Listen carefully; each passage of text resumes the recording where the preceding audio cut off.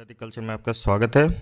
आज बात करेंगे वट सावित्री व्रत 2023 में किस दिन है, आपको पूजा कैसे करनी है और इसकी कथा क्या है और इसका कथा का महत्व क्या है, क्यों किया जाता है वट सावित्री का व्रत और किस लिए किया जाता है और किस किस देवता की इसमें पूजा की जाती है। हर साल जेठ महीने की अमावस्या को वट सावित्री का व्रत रखा जाता है।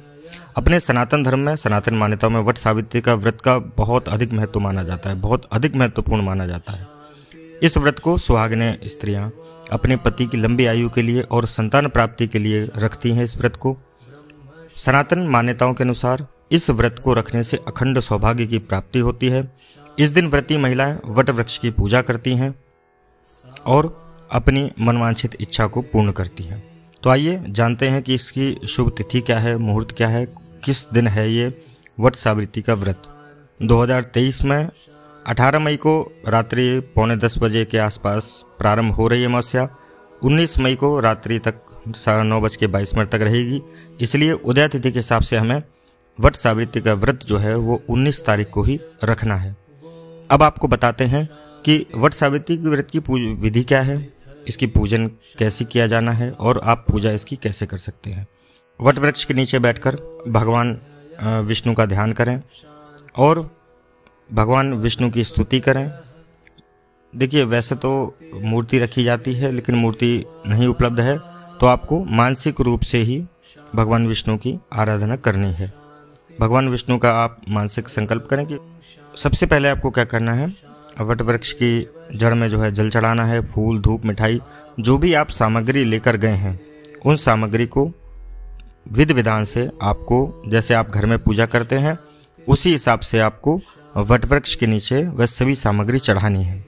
कच्चा सूत भी इसमें चढ़ाया जाता है, जो कि परिक्रमा करते समय स्त्रियां अपने गले में लपेटकर और 7 परिक्रमाएं लगाकर वट वृक्ष के चारों ओर वह सूत बांधती हैं। 7 परिक्रमा करना सबसे अच्छा माना जाता है। इसके अलावा हाथ में भीगा चना लेकर सत्यवान सावित्री की कथा सुनी जाती है। फिर यह भीगा चना कुछ धन और वस्त्र के साथ में बहुत से लोग अपने बड़े बुजुर्गों को दान दे देते हैं।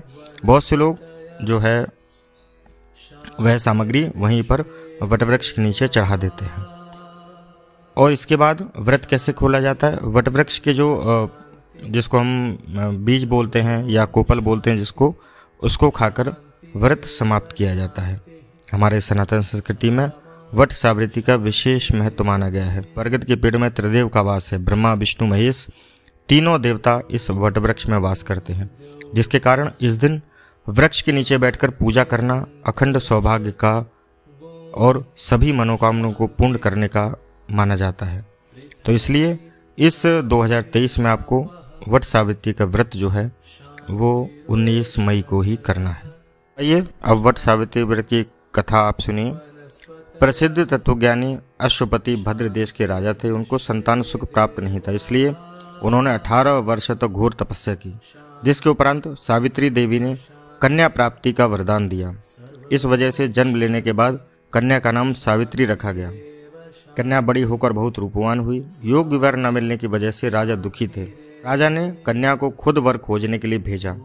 जंगल में उसकी जो है भेंट सत्यवान से हुई। युमतसेन के पुत्र सत्यवान को पति रूप में उन्होंने स्वीकार कर लिया। इस घटना की जानकारी के बाद ऋषि नारद जी ने अश्वपति से सत्यवान की अल्प आयु के बारे में बताया। माता पिता ने बहुत समझाया, परंतु सावित्री ने अपने धर्म से बिल्कुल भी नहीं डिगी कि जिद के आगे राजा को झुकना पड़ा। सावित्री ने सत्यवान से विवाह किया। सत्यवान बड़े गुणवान, धर्मात्मा और बलवान थे।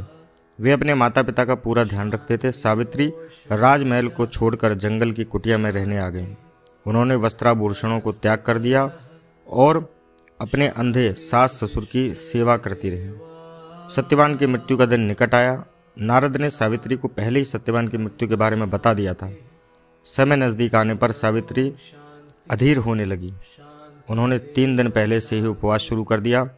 नारद मुनि के कहने पर उन्होंने पितरों का पूजन किया और प्रत्येक दिन की तरह सत्यवान भोजन बनाने के लिए जंगल में लकड़ियां काटने जाने लगा, तो सावित्री उनके साथ गई। वह दिन सत्यवान के महाप्रयाण का दिन था। सत्यवान लकड़ी काटने के पेड़ पर चढ़े, लेकिन सिर चकराने की वजह से नीचे उतर गए। सावित्री पति का सिर अपनी गोद में रखकर उन्हें सहलाने लगी। तभी यमराज आते दिखे तो सत्यवान के प्राण लेकर जाने लगे। सावित्री भी यमराज के पीछे पीछे जाने लगी। उन्होंने बहुत मना किया, परंतु सावित्री ने कहा, जहाँ मेरे पति जाते हैं वहाँ मुझे जाना ही पड़ेगा। बार बार मना करने के बाद भी सावित्री पीछे पीछे चलती रहीं।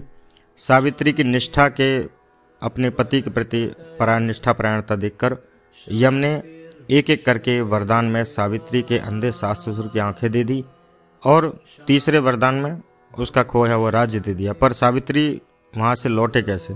सावित्री के पति के प्राण तो यमराज लिए जा रहे थे। यमराज ने फिर कहा कि सत्यवान को छोड़कर चाहे जो मांगना हो मांग सकती हो।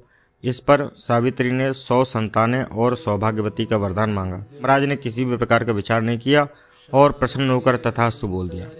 वचन देकर यमराज आगे बढ़ने लगे। सावित्री ने कहा, प्रभु मैं एक पतिव्रता पत्नी हूँ और आपने मुझे पुत्रवती होने का आशीर्वाद दिया है। यह सुनकर यमराज को सत्यवान के प्राण छोड़कर वहां से जाने पड़े। सावित्री उसी वट वृक्ष के पास आ गई जहां उसके पति का मृत शरीर पड़ा था। सत्यवान और जैसे ही वे उस मृत शरीर के पास में आई सावित्री, वह देखती हैं कि सत्यवान जीवित हो गए। माता पिता को दिव्य ज्योति प्राप्त हो गई और उनका सारा राज्य भी वापस मिल गया। इस प्रकार सत्यवान सावित्री चिरकाल तक राज्य का सुख भोगते रहे।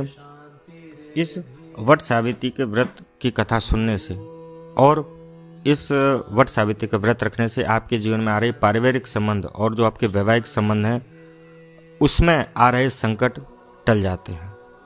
पति की लंबी आयु और संतान प्राप्ति के लिए यह सबसे उत्तम व्रत माना गया है। राधे राधे।